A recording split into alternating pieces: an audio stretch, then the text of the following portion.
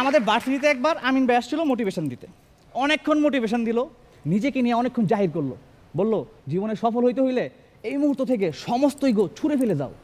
পারি আপু, আমরা সবাই মিলা ছুঁড়ে ফেলে দিছি আমিন ভাইরে।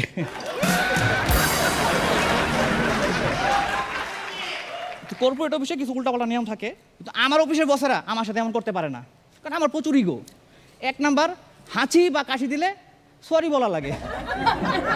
আমি কেন সরি বলবো? হাসিটা কি আপনার মুখে দিছি? তো 2 নাম্বার হলো নাক খুঁচানো যাবে না। ভাই দেখেন, নাকও আমার, আঙ্গুলও আমার।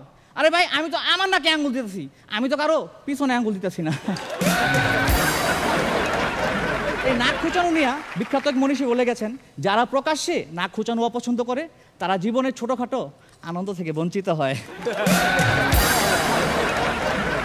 তো আমি হাসি সিজন 7-এর পারফর্মার, 3 নাম্বার রাউন্ডে আছি।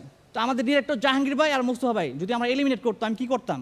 কি টাইম বোম মাইরা হাসর সেট উড়াই দিতাম।